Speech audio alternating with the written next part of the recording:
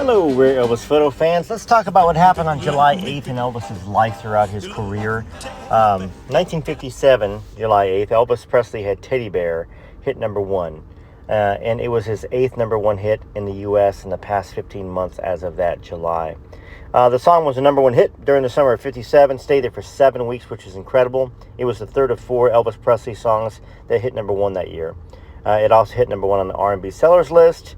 It became his fourth number one on that chart, and the song reached number one on the country chart, but only for a single week, because back then, country was very square, and it's surprising that it even hit number one on the country chart, just because of Elvis Presley was still not widely accepted yet by, I don't want to say the institution, but kind of, the fans loved him. The DJs certainly loved him because it got their fan base excited, but the countryside was a little bit more square. July 57, Elvis went on his first date with Anita Wood, but all the boys went along. Now, an interesting fact, we hear George Klein's name a lot. George Klein actually introduced Elvis Presley to Anita Wood. And, of course, George Klein introduced Elvis Presley to a lot of people, including the last relationship, Ginger Alden, his fiancée, if we're to believe that, which I think we can believe that. In 58, Elvis in July had military service at Fort Hood. And, of course, he studied advanced tank training as part of the 2nd Armored Division. And he was stationed there for 6 months. I bet you didn't really know that Elvis was there in Texas for 6 whole months before he went to Germany. We always think about Elvis in his Army career as being more Germany-based, and of course it was. The Presleys lived in a rented house off the base with his parents, grandmother Minnie, cousins Gene and Junior Smith, and friend Lamar Fike. In 59, in July, of course, where was he? He was in Germany. And in 1960, Elvis and several friends took a spin around McKellar Lake in his new boat, along with a reporter. This is a funny little story. Elvis crashed his boat into the dock. It was a new boat. So the interview here was called a Ride and Crash with Elvis, July 8th, 1960. So I'm going to go ahead and read you the article. And if you're still with me, you're going to want to stick around because this is something I didn't really ever hear about. And, of course, it doesn't get publicized because it's not a positive Elvis moment. Well, it is a positive Elvis moment. It's kind of funny, but, it's not talking about his music or his movies or his looks. So here it is. So We Ride and Crash with Elvis, July 8th, 1960. Elvis Presley and several friends took a spin around McKellar Lake in his new boat Friday, July 8th, 1960. Elvis purchased the 16-foot powder blue speedboat the night before. Elvis said he had first become interested in boating while in California. Asked if he planned to ski, he said, "Not today. I don't want to make an idiot of myself." Elvis Presley has me all shook up. The next time that Elvis invites me to take a spin around McKellar Lake, I'm going to take out travel insurance first. Elvis bought himself a new $2,000 16-foot boat to water ski with. He and 4 chums were trying it out yesterday afternoon when yours truly arrived on the scene. An invitation. Want to take a ride? Elvis said to me.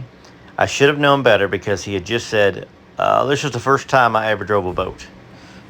So the author proceeds to say, well, sir, let me tell you, Elvis is a good driver. He just hasn't learned how to stop yet. With Elvis at the wheel, we roared off. The nose of the boat lifted high out of the water. We passed several other boats. Hey, that's Elvis, a girl shouted. Clocked at 38 par. Interesting. Me being a golfer, par is the score of golf.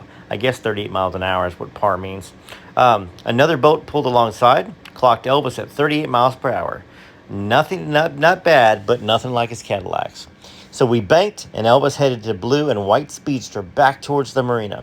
Your reporter's hand clutched a life preserver as Elvis began to playfully zigzag the boat. Then the marina loomed up ahead. Elvis cut the motor and reached for the reverse shift to break the impact. But he couldn't get it into reverse. Wham! Well, that's one way of stopping it, Elvis said. We scrambled out of the boat. The dock wasn't damaged, but a mooring ring on Elvis's new boat was smashed. I thanked Elvis for the ride, put my pencil and pad away, and left. I don't mind covering the waterfront, but I will stay ashore next time. Presley's new boat was inspected. I want it safe, he tells Phillips. Elvis Presley wasted no time in taking his brand new speedboat to Jack Phillips, waterfront safety director at McKellar Lake, for a courtesy safe inspection. Look at my boat, Elvis said from beneath his new dock yachting cap. I want the boat safe. Tell me what I need. Elvis was the last person to have a boat inspected during National Boat Safety Week, which ended Saturday. Phillips said that the inspection will continue at the lake's ramp from 8 a.m. until 6 p.m. every day. The press scimitar, July 11th, 1960. So in 1961, Elvis was recording Follow That Dream.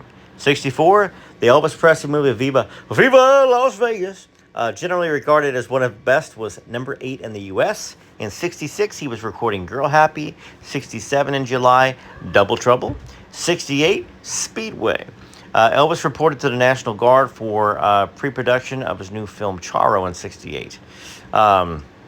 In 72, Colonel Parker announced that there would be a worldwide satellite broadcast of an Elvis Presley concert from Hawaii in October or November, and Elvis flew to L.A. also, then on to Palm Springs for a few days in July on this date. 74, Elvis remained in Memphis for the rest of the month. In 75, Elvis flew to Oklahoma City to begin his third tour of the year. He performed at the Myriad Convention Center in Oklahoma City, Oklahoma at 8:30 p.m. There was 15,291 people in the crowd, and he wore the chief suit with the original belt. Well, I hope you've enjoyed this spin through some history. I'll try to cover the concert date in another video and what the newspaper journals and articles wrote about him. Until next time, this is Rare Elvis Photos, TCB TLC. Much love to everybody. Share this video around and take care of